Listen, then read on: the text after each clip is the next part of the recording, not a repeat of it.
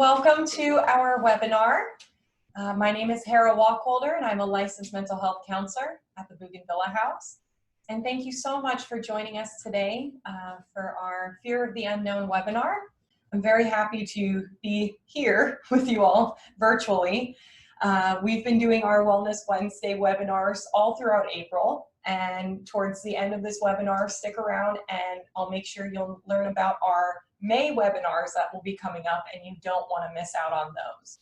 So we are talking today about the fear of the unknown.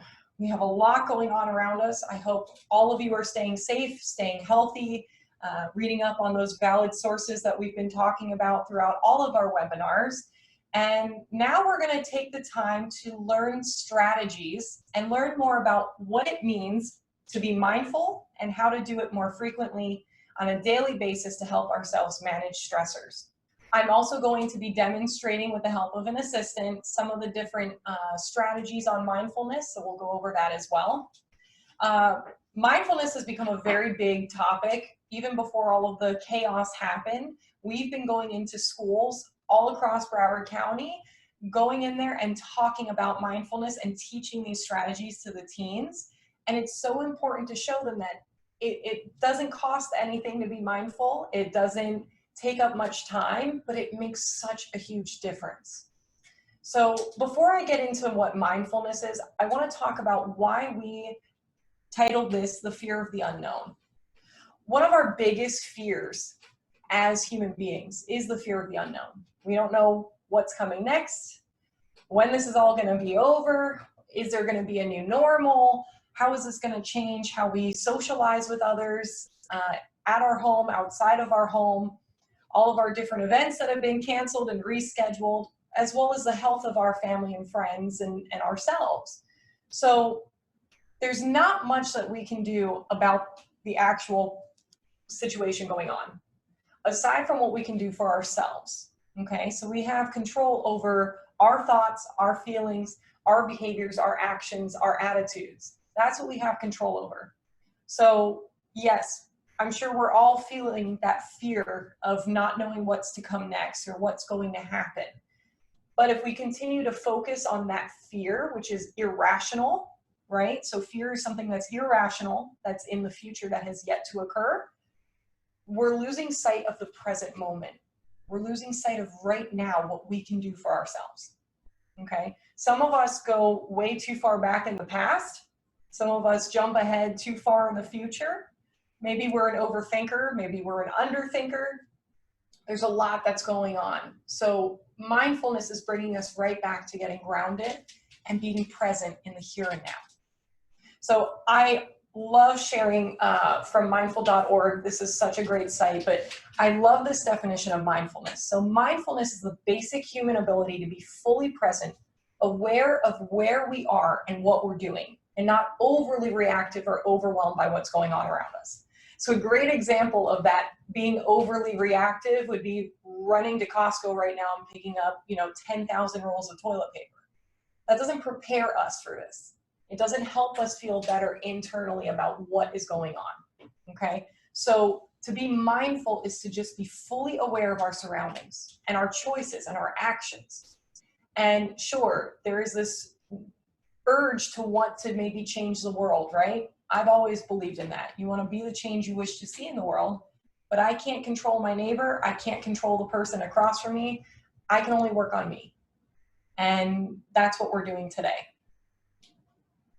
So I want to do a little recap on what anxiety is. We've talked about this in past webinars. Anxiety gets a bad rep, and I'm going to be talking about the myths behind anxiety to give us a better understanding of why it's so important to have this baseline and an understanding of what it means to get grounded. Okay, what is anxiety? A feeling of worry, nervousness, or unease, typically about an imminent event or something with an uncertain outcome. What I always say is the past brings up a lot of depression, right? It's things out of our control that have already occurred, and it could leave us feeling a certain type of way of something. But we've already experienced it. The future is more about the anxious mind. What's going to happen to me? Where am I going? What's my future look like? What are my goals? And we just develop this overwhelming sense of what am I going to do? When we go into the schools, a lot of the times we talk a lot about anxiety and processing it and teaching about mindfulness around test taking time. Why? Because we get so panicked about failing a test even before we've studied for it, even before we take the exam, that we set ourselves up for failure. Right next to that fear of the unknown, right next to it is that fear of failure. So we're looking to have a better understanding of these fears so that we're in the driver's seat rather than having our fears control us. So anxiety can stem from genetics, right? So our first society, our family, and it can also be due to environmental factors, right? So our environment plays a big role in that as well. So what is the relationship between mindfulness and anxiety? Why am I talking about both of these things? So I love this. Mindfulness is focusing on the present and what we control. Okay, it teaches you to live in a world where anxiety causes you to live trapped in your mind. You know, that's where we're replaying over and over again on those future events we have no control over. And it just spins out of control. So we're learning to have a more stable sense of control over what's going on within ourselves. So these are the myths. Anxiety is bad. Anxiety is actually very healthy for us. Very, very, very healthy. Because think about it. If you weren't anxious, why would you get up to go to work? You know, why would you be so driven to go to school, to get an education, to get a job? If you're not anxious, you're not going to push yourself to that next level, to that next goal. You would just be okay sitting in bed watching Netflix every day, which even that can get tiresome, right? Hopefully, we'll need to work on that. But anxiety is not bad. It's in moderation, it's very healthy, and it's a part of us. You know, when I ask at schools, how many of you feel that you've ever been anxious in your life? And it starts off with about maybe 5 to 10 kids raising their hands.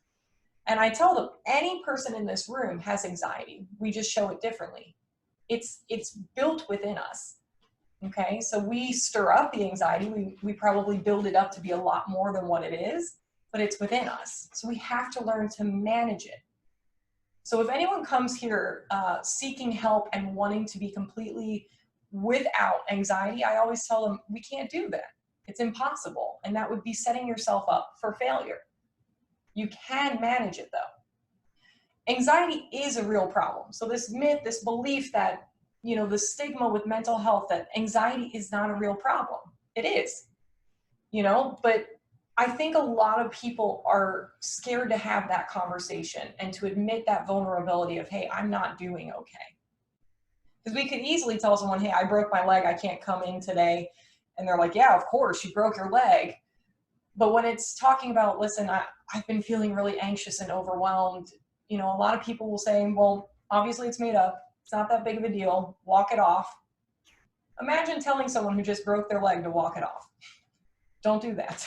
Don't tell them that. These are real. And if it's real to you, it's important.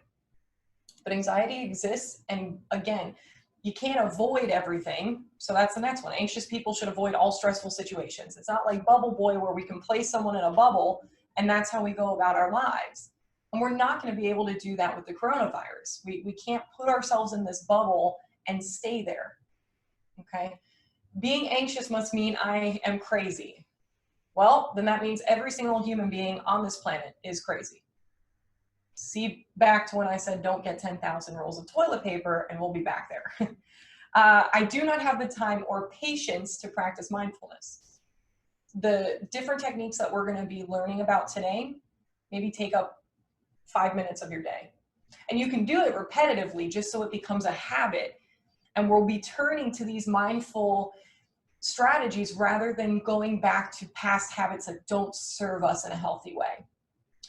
One of my personal favorites, that there is only one way to meditate. I think a lot of people have this, you know, vision of someone saying Om and crossing their legs and having to sit there without thinking about anything for 30 minutes to meditate. And that's not true.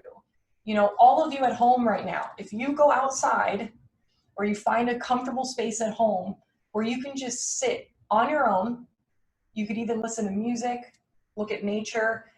If you find yourself thinking about certain things, have a journal next to you so you can write it down. If you try to sit there and force yourself not to think at all, you'll start thinking about 10,000 different things. So it doesn't work that way. A meditation is just that time for yourself to reflect. So let's look at it in that way. There's no right or wrong way to do this as long as you're giving yourself that opportunity to try something different that can be helpful. Also, mindfulness makes you too mellow or passive. I would say that mindfulness helps to ground us. And that's never a bad thing. With everything, the chaos going on that, again, we have no control over, we want to be firmly grounded and planted within ourselves. Otherwise, we're going to be rattled by everything that happens. Every single second, especially with the news these days, every 5 minutes, something is being, coming up. This just in, you're not going to be able to go outdoors for 3 months. I mean, we sit there and we panic without even knowing all the facts. So it's really, really important to understand the difference between those myths and what reality is within ourselves. Okay, so I'm hoping that you guys can open up chat right now, and I'd like you to take a guess for this question. At what age do you believe our brain stops developing? So I'll give a minute for you all to put your guesses in. And Veronica, if you could check that. I don't see it on there. 25, I got one on 20. Oh, another 25, 28. Cece, you can't cheat. We got another one that says 21. Never, I agree. Our brain never stops developing. It actually does stop developing, guys. Drinking age, well, that's a good point too. It's actually between the ages, so it's a range between the ages of 25 to 28. And I'm going to tell you why it's a range. So you guys are all in that range, so that's pretty good. At one point, it was believed that it was 21. It actually is a little bit older, which is why people are trying to figure out, are we still adolescents then until 28? And sometimes with behaviors, you might think so. So if you look at the cerebral cortex, that is all the different responsibilities just in our cerebral cortex, okay? We start lifelong habits. This is where we develop problem solving, perception. Based on what's happening in our lives is why it's a range, because there's parts of our brain that could be fully developed by 25 and some that are still going. But as someone pointed out with drinking age, for instance, with substance use, if let's say someone picked up a drink at 13, right? And they've been drinking consistently since 13, believe it or not, you're impairing your problem solving abilities and slowing your impulses, and you impair your memory, and you sit there as a 13-year-old mentality. So yes, you are aging still, but your brain has struggled to develop and learn new skill sets because of those habits that were picked up. You'll get slow electrical activity. So these are some of the things that happen with substance use, but if we're not utilizing our brain in any way, shape, or form, these are the things that can happen to us as well. If you don't communicate with others, just like riding a bike, we start to lose some of those communication skills. So the reason I bring this up is the more we educate ourselves, there's a lot less we have to fear. It's not unknown anymore. So that's what we need to work on, is really understanding and hearing from credible sources what's really going on, rather than jumping to all these conclusions and freaking ourselves out to the point where we can't even function.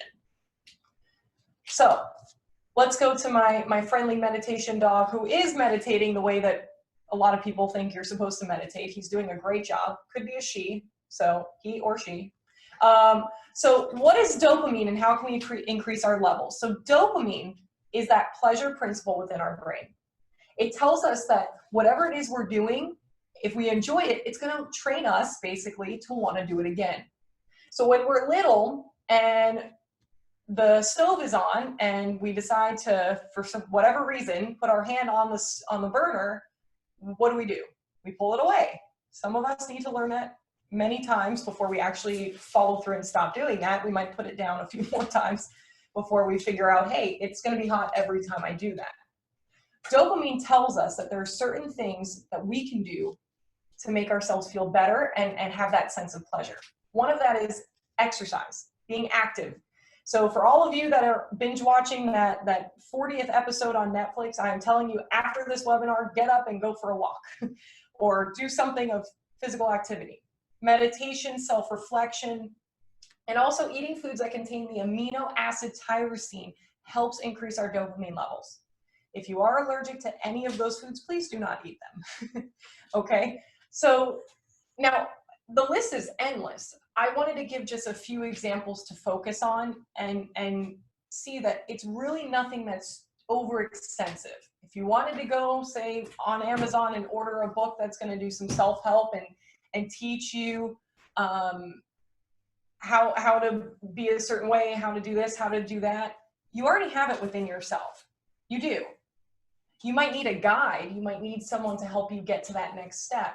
But I can tell you this right now, if we're not doing the bare necessities, the basics, no book is going to get us anywhere. Okay, so it's recognizing what's within our control. I see we have a few questions. I will get to them shortly. Bear with me.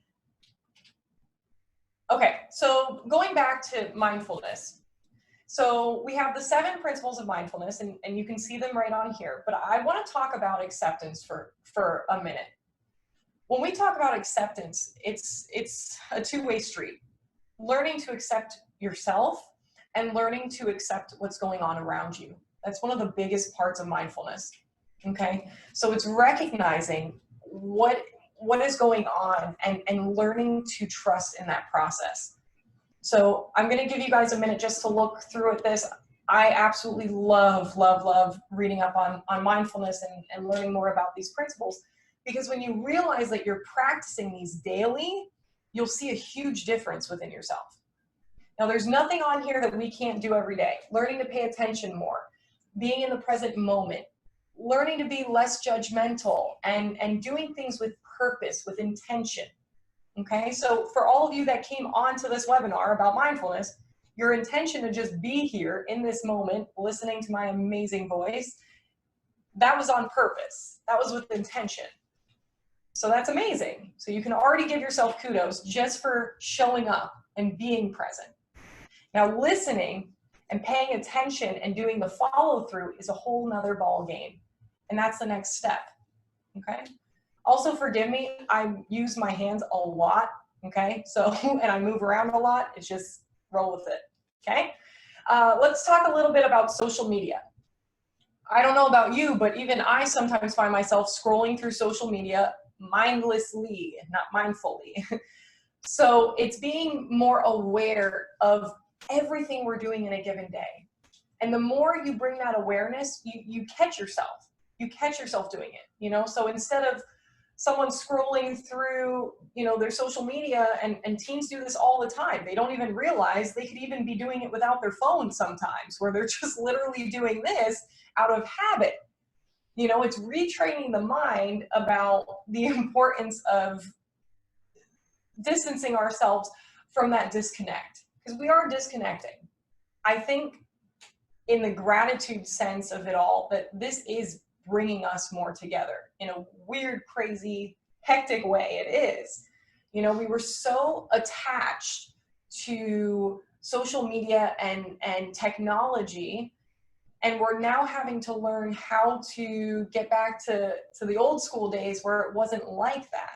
And that's pretty amazing. We're talking to a lot of different families right now that are getting back to game nights and having family dinners that don't involve technology. And that's wonderful. That means you're paying attention more and you're being mindful of one another. So social media is a big part of this. We can use social media to be more mindful depending on what we're utilizing. For instance, they have these really awesome mandala and calming apps that can help you control your breath and regulate it and pay attention to what you're doing. We also have the mindless games and activities, which is fine in moderation, right? So if we're monitoring it and we're making sure we're not overdoing it. But social media causes a lot of insecurities, and it causes us to detach from ourselves at times. I love this quote because I always tell teens this, right? So the reason we struggle with insecurity is because we compare our behind the scenes with everyone else's highlight reel. I always tell teens, No one is posting about, you know, what's really going on in their household, what's really going on in the day-to-day. They're just posting about the things they want you to see. Same with celebrities that are glorifying these things. It puts us on an emotional roller coaster, and we're trying to process so much information at once that it's overwhelming. So I pose this question to you all to look inward and figure out what are some ways that not only can I, but my family be more mindful of the way in which we utilize social media and technology. So instead of, again, scrolling through and just sitting there going through that, stopping yourself, right? Or, you know, monitoring the amount of time you're spending on screen time, okay? Monitoring how much time you're sleeping and not with the light of your screen right here, or how many cat videos you've watched in a row on YouTube. These are things to pay attention to help yourself. So I love this, you know, work on being in love with the person in the mirror, right? This is how we become more mindful. We build within ourselves. We develop who we are and how we should be treated, which is amazing, because then we start to attract who we are and what we deserve. So it goes full circle. All right, so I want to put this down because I don't need this right now. And I'm going to bring up my special guest. Nina, will you join us? This is Nina. Hi. So I wanted to have someone here that right off the bat, so she has no idea what she's doing. She has no idea what she signed up for. Well, her mom signed her up for this, so she really has no idea what's going on. I wanted to show how simple it is to do these mindfulness techniques. It's not something that you have to really sit there and study. It's more of practicing it daily, okay? The first thing I want to start off with is noticing within our breath how we're doing. Believe it or not, how fast or how slow or how shallow or how deep your breathing is can actually make all the difference in relaxing and becoming more aware with what's going on. Okay, so you want to try out the breathing techniques first? Yes. Okay, it's very simple. So hopefully everyone is breathing in air right now. I want you to breathe in through your nose and out through your mouth. Try it again. Now, all of you watching, I want you to join us too, okay? So you're gonna breathe in through your nose and out through your mouth. And this is something, again, families can do as a team. We can practice this daily. Why is this important? We're getting more oxygen into our brain, so we're able to be more mindful. Oh, she is really cute. We're trying to be more mindful about everything going on around us, and there's more oxygen going to our brain to allow us to make healthier choices and decisions. Anyone that struggles with impulse control, just slowing your breath would make all the difference. Something else that you can do is even counting, whether it's what a lot of people find that works is counting backwards, because we have to really focus and think on that. So depending on how anxious you are, going from like 50 all the way back, 100 all the way back, 20 all the way back, and that should make that should help as well. So now we're going to learn some of the other techniques. The next one is called progressive muscle relaxation, just a fancy way to loosen up our muscles. So when we're stressed out and tense, our body takes quite the beating, okay? So even if you're trying to relax, you'll notice that you're still, you know, maybe slouching or you know, leaning over, or you put your head in your hands because you have a headache. You just feel not so great. So if we learn to relax our body, our mind will learn to follow. It's that fight or flight response. Sometimes we get this adrenaline rush and we think we're in some sort of danger or freaking out. We slow everything down, we're okay. So what I want you to do is I want you to ball your hands into fists as tight as possible. And everyone do this, even though I can't see that you're doing it. I'm going to trust in the process that you're doing it, right? Okay, so remember the breathing we practiced for deep breathing? I want you to breathe in through your nose. Keep these as tight as possible. And when you exhale, slowly open your hands. And I mean, she's pretty far back, so you probably can't tell, but I just literally saw her shoulders like just ease by her side. So it's working. So I want you to try it again. Ball your hands in a fist. Good job, Veronica. Okay. Ball your hands in a fist, and I want you to take a deep breath in through your nose. And exhale. I do this all the time. All the time. So that's one way of utilizing progressive muscle relaxation. The other one, which is my personal favorite, a lot of us store a lot of stress and tension right in this area. Our back, neck, and shoulders are always, we can't stand it. Especially women, you're right. But we're not neglecting the men. We all know everyone stresses. So what I want you to do is I want you to hunch your shoulders all the way up. You're not supposed to look cute when you do this, just accept it. Take a deep breath in through your nose. And when you exhale, slowly drop your shoulders.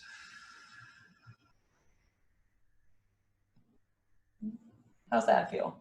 Good. Feel relaxed? Yeah. She probably just woke up too, so she's really doing well. All right, ready? We're gonna try it again. So I want you to hunch your shoulders up. Take a deep breath in through your nose.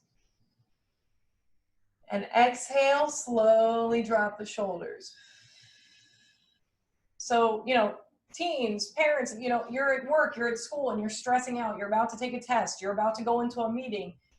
Find yourself doing this. And the way you do that is to be aware. Choose to do this. And you'll start to notice that you're able to handle things a little bit better. You're not at a 10. You're able to kind of just get grounded on that level. Okay? Are we good with that? Yes. That helped? Cool. Mm-hmm. All right. The last one that we're going to do for today, but like I said, if you ever want to reach out, learn more about our services, if you would like for us to come and speak at your school, because I know we have some teachers on, we are here to help, and you just let us know, and I'm happy to do whatever it is to help the community. So we could also go into your jobs and teach everyone how to be more mindful and relaxed. We can all get along, right? That'd be nice. All right, so the grounding technique, I call it going outside of your head. It's a very long term. I'm sure there's a better way of calling this, but it literally is taking yourself out of your overthinking mind and bringing yourself physically back into this moment. So I want you to look around the room, and I want you to pick one object, but don't tell me what it is. One object. Okay. You got it? Mm-hmm. Okay. What I want you to do is I want you to imagine that I do not have vision. I cannot see what it is that you're looking at. So I need you to describe it in detail. You think you can do it? Yes. Okay. So go ahead and tell me about this object that you selected. Okay. It's tall. Okay. Green. Okay. Has different levels to it, different shapes and sizes. Okay. Also is brown and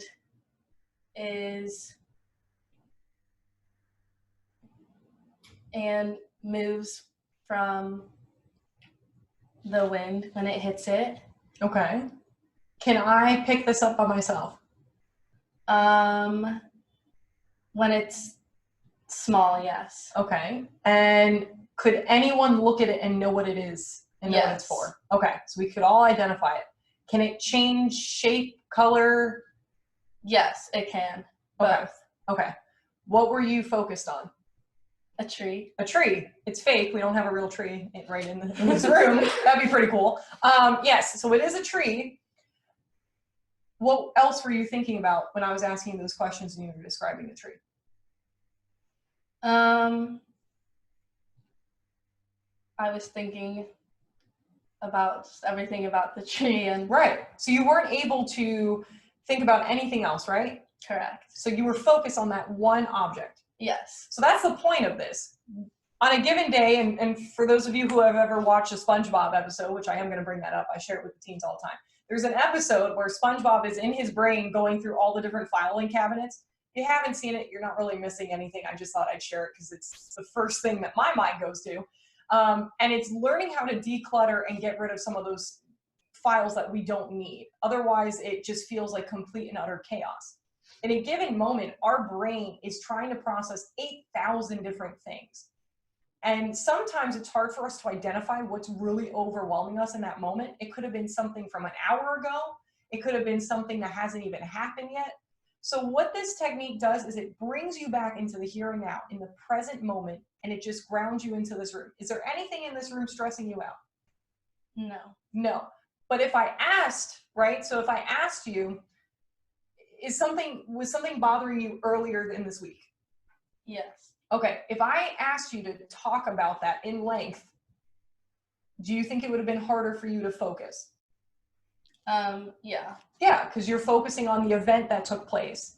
So all this is doing, it's not, magic. It's not rocket science. It's literally breaking things down for us, getting outside of our head and out of our way, and focusing on some object that's in this room. So this grounding technique utilizes 3 senses. Trust me, I'm not going to make you smell anything. Not at all. Okay. So the first sense that we did is what? What's the first sense we utilized? Sight. Yes. So we utilize sight. The next one is what we hear.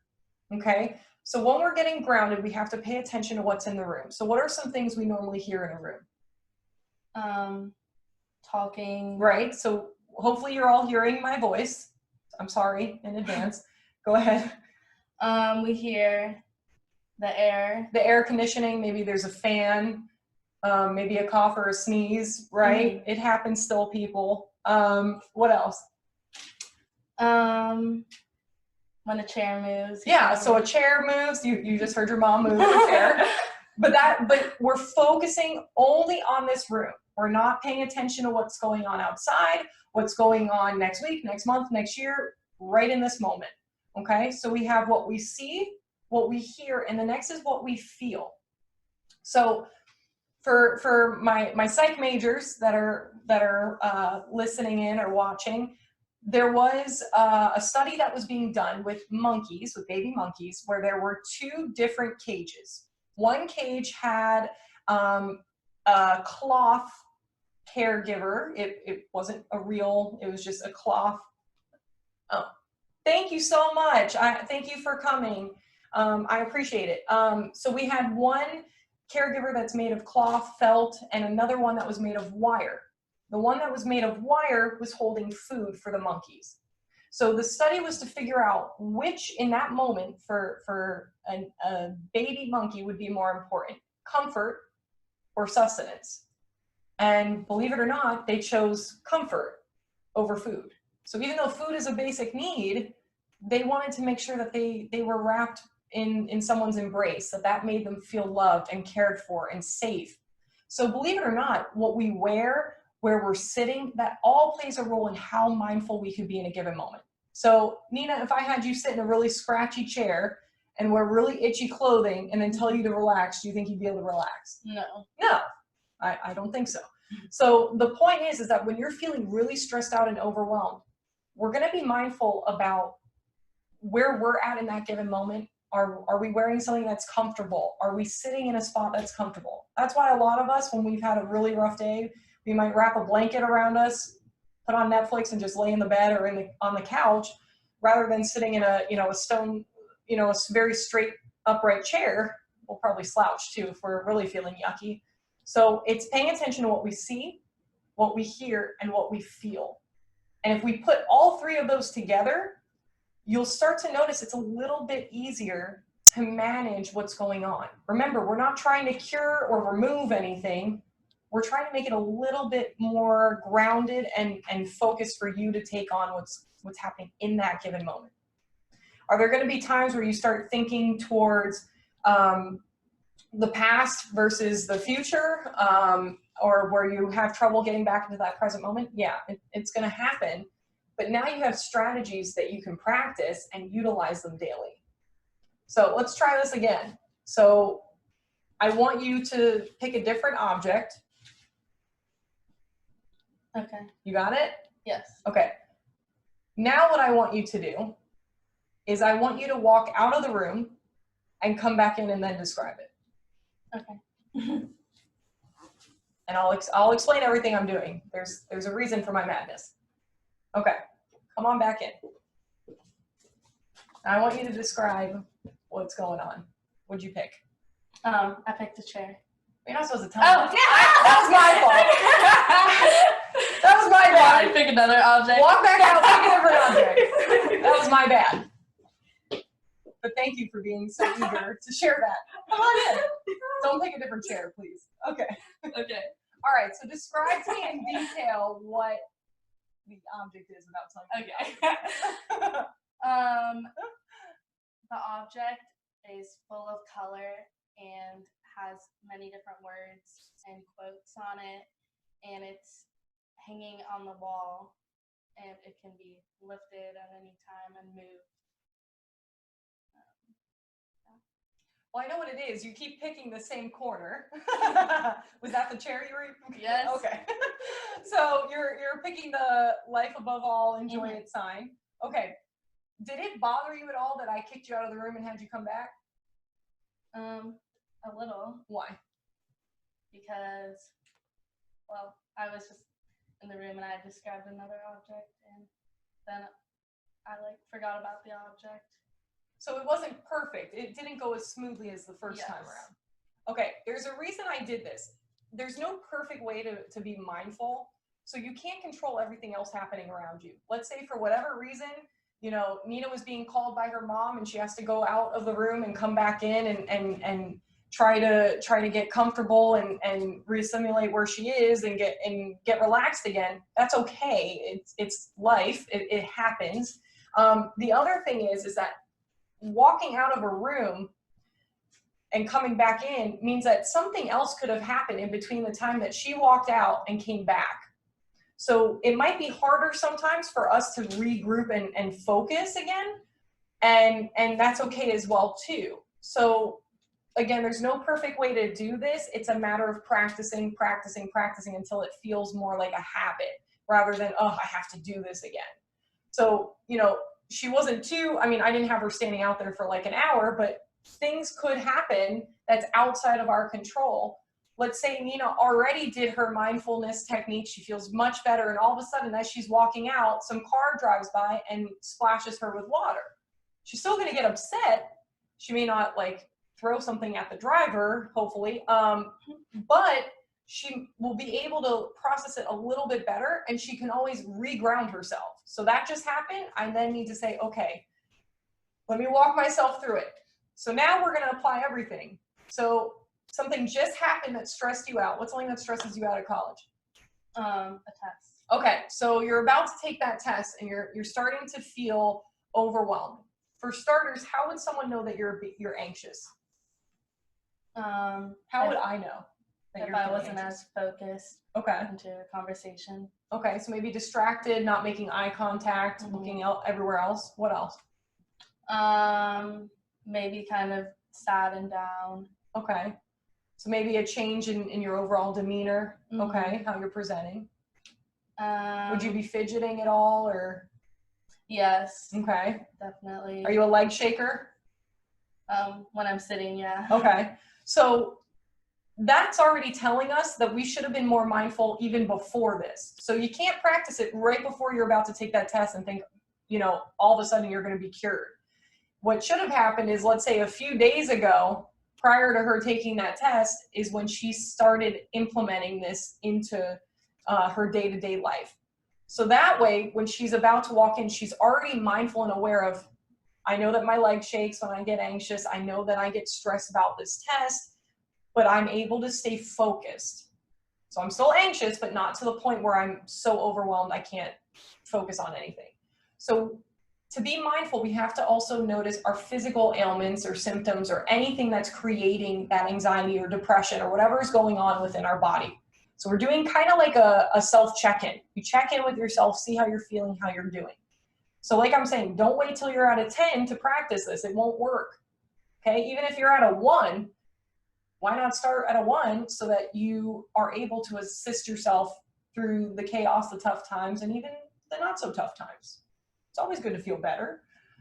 So once we've assessed where we're at, our body, okay, we then have to pay attention to where we're at with our breathing, okay? Because especially when we get stressed, we're about to take a test, we might hyperventilate, we might panic, we feel like we're gonna pass out. So that's when the deep breathing would kick in. So let's practice our breath again.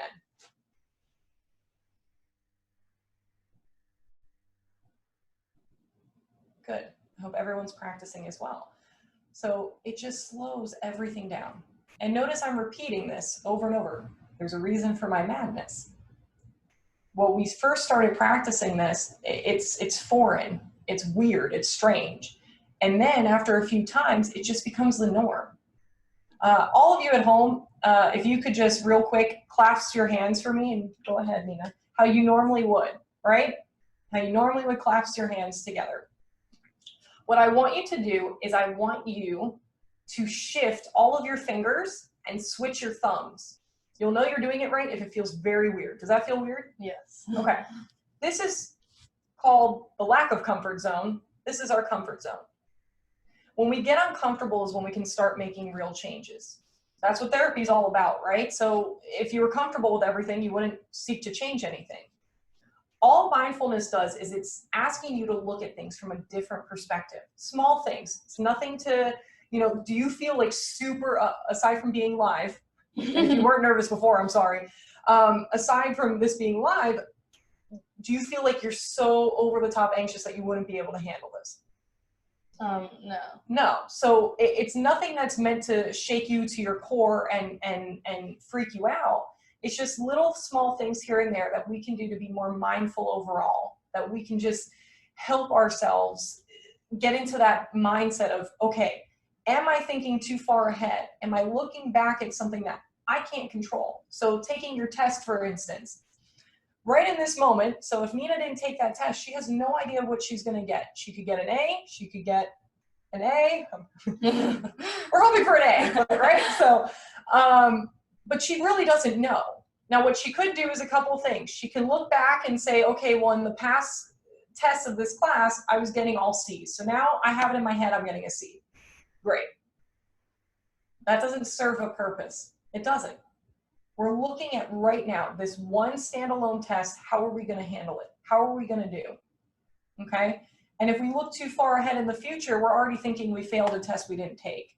Okay? Or we're already planning to meet certain goals that we can't even get to yet because we haven't taken that first step, and it overwhelms us.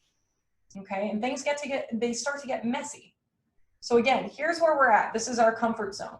Mindfulness is going to teach us to just move things around a little bit to change our perspective, our point of view.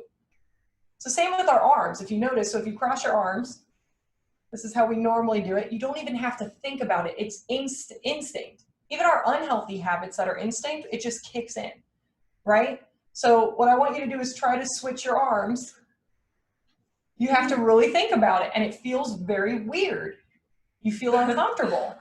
She's not going to pass out from this, but it's going to feel weird. Well, what if I told each and every one of you to practice this every single day for 5 minutes a day? Be a little less weird. So that's all this is. That's what all of this is just practice, practice, practice.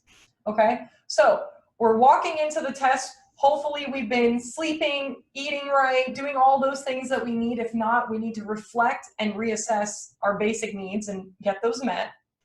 We're then checking physically, how are we doing? Are we shaking? Are we feeling sweaty, fidgety, overwhelmed? We need to check our breath, right? And then even if you're sitting in that room, obviously if you're in a test, please don't look at someone else's test as the object you're going to describe to yourself, because then you'll flunk your test and they'll assume you're cheating. But even if you have to walk yourself through this, you wouldn't necessarily need another person to do this piece. It's just the training part, it helps. But, I could sit in that room and say, okay, I'm about to take this test. I'm going to pick one object, let's say this ticking clock, and I'm going to describe it as best as I possibly can. And if that isn't enough, I'm going to pick another object until I start to feel a little bit more in control. You need 2 or 3 more objects, that's okay. And you're just focusing on that one particular moment. Whatever happens, happens. So this doesn't mean study less or don't study at all and just say, forget it, just let it happen. I'm not saying that either. It's when we underdo it or overdo it, we get stressed, we react, or we overreact. So this is slowing everything down. And it's training us to learn how to handle things in a more manageable and healthy way. Okay? So we took our test, and now it's the waiting period. So let's say you took your test, you've been practicing everything, and you have to wait 3 days for these test results to come back in, and you are really hoping you got a good grade so that you pass that class. That's a very crucial time for us too to be mindful, because all the damage we could be doing during those 3 days of, oh God, I suck, I'm terrible at this, I wish I had studied more, what's wrong with me? We finally get the test back and we passed, we're like, oh, see, that was nothing. But it still did take its toll on us. And that means that the next time she takes a test, even if she does well, she's still going to put herself through the torture of those 3 days not knowing and freaking herself out. It's all about habits. So if we've learned that, okay, I have no idea if I'm going to pass this test, but I'm going to do my absolute best. And again, there's no perfection with this. You're going to try and you're going to try. But if she starts making that habit of, okay, I took this test, I really have no idea what's going to happen. Let me focus on taking myself out of my own head. Let me focus on my breathing. Let me focus on progressive muscle relaxation. Doesn't eliminate her test. It doesn't eliminate the stress around that test. It just helps her kind of feel a little more stable. And it's really good to have that sense of, I'm able to help myself. You know, it's nothing big, it's nothing over the top, but it's really nice to know that you made that effort, that you took the time to really try and help yourself through it, especially if no one else is around to do that for you. And that's what this time is really about. So for all of you, if you could give a virtual round of applause for Nina. She did amazing. Thank you. She's never coming back here. So she's like, I'm never coming back. We have another question. Oh, we have a question. Yeah. So one question is this a good exercise to do every morning? Let's say as we're drinking a cup of coffee, as opposed to waiting for an actual event that might occur that day? Or, I mean, we see the importance, obviously, as you're Right. mentioning, as you get excited due to whatever's going on. But is this something that you can do on a daily basis? Absolutely. In the morning? Yeah, that's why I picked these specific strategies. These are things that you can do at any time of day, any moment. It's something within yourself. I don't need you to purchase anything. I don't need you to go out and prep for it. It's really something that you could do just a few minutes a day. I recommend doing it not just in the morning, but morning and night or throughout the day. It just takes a few minutes to really do that. But again, like Veronica was asking, if we wait till there is chaos or till there is a situation, we're not going to, the last thing we're going to want to do is be mindful. I'm telling you right now, it's like you're going to run for the hills. If you make it a habit, you're more likely to utilize those tools. So if you wait, let's say for instance, when you get really stressed out, you're a chain smoker, right? So you smoke cigarettes. I'm telling you right now, if you have to choose between a mindfulness technique and getting in that cigarette, you're going to grab the cigarette. That's why it's so important to develop these healthy habits and practice them so they become, this consistent choice that we're making, even on the moments that we're not as aware or as focused. So there's a reason for, like I said, for that madness of repetition, repetition, repetition. For anyone that expected to get up and ride a bike the first time they get on that bike, that's setting yourself up for failure. It's the same thing with our inner work, with our mindset. It's not something you do just once and call it a day. You have to consistently practice it. There's one more question. Yes. Is there a difference when you're doing the breathing exercises where you're breathing in through your nose and out through your mouth? I mean, do you have to breathe out your mouth, or would it be different if you did it in through your nose and out through your nose? Well, this is how we take a much deeper breath. So it's hitting us in a different way. I mean, there are so many different deep breathing techniques that you can do, but like I said, I wanted to keep it to the most simplistic ones. So when we're breathing in, we're expanding our chest and we're bringing all this oxygen to our brain, and then we're releasing. Imagine you're releasing whatever toxicity has been stored on top of you, whatever drama has been happening, whatever mean-spirited thing a person said to you, whatever you've witnessed, you're just releasing that out of you. You're taking it away from you. I'm a big believer in energy, and if you are as well, you have to let go of some of that stuff to be able to bring in some positivity, some. And again, you don't have to be positive Patty and think of rainbows and butterflies for this to work. Go in neutral at least. When we're overcritical, when we're negative, when we beat ourselves up, that's not even neutral, that's critical. So how can you expect to help yourself if the moment you're supposed to step up to that plate, you put yourself down? You know, there are plenty of people out there that are willing to do that for free. You don't have to sign up and do it yourself. So it's really, really important we develop that mindset of being on our own team. That's what mindfulness is all about. Not waiting for someone else to point out your worth, or not waiting for someone else to give you that awareness. It's giving it to yourself. And that's the greatest gift we can give ourselves, especially right now. You know, I asked Veronica if we could do a mindfulness webinar, especially in the month of April. And the reason why is because with everything going on around us, I can tell you right now, when things start to go back to normal, which we don't know what the new normal will be, and that's a whole other topic we can discuss, but if we wait till after everyone's back at work, back at school, we don't take it as seriously. We go back into our daily routine. It's like clockwork. So again, if we set healthy routines now, the goal is to carry it over into once we're back in the office, once our kids are back at school, once, you know, all these things are back up and running, we'll notice that, wow, we really can make the 5 minutes time that we didn't think we had before. So a lot of people will tell me, especially parents, I don't have time for self-care. I think we need to change, one, how we view self-care, because self-care could be something that lasts a minute. You know, even just taking a deep breath, putting some cold water on your face, and just having a moment to yourself before you start your day, that's self-care, right? But it's also having that healthy balance, because if your kids see you practicing mindfulness techniques and skills, you're that role model that's going to teach them how to observe and how to deal with certain things going on in their life. So it's the gift that keeps on giving, basically. Was there another question? No, that was it. No? Well, I really, really, really, truly appreciate all of you taking the time to come and hear me speak. I'd love to hear all of you speak. But it truly is amazing to see how even in the darkest of times that we're all still coming together, trying to unite, bringing the community together. And that's what we're all about here. And I'm going to have Veronica come on up and talk to us. You're very welcome to talk to you all about what we have planned for May, which I'm super, super excited about. So thank you all so much. Yes, thank you everybody for joining us, and thank you Hera and Nina for participating.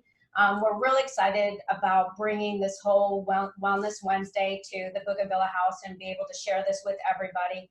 I know we've had to rearrange and do these things virtually due to our current situation, but these are webinars and programs that we want to continue to do, whether we have a pandemic or not. You know, it's always a good form of communication, and there are going to be many programs that we're going to be able to do this on site as well as through virtual.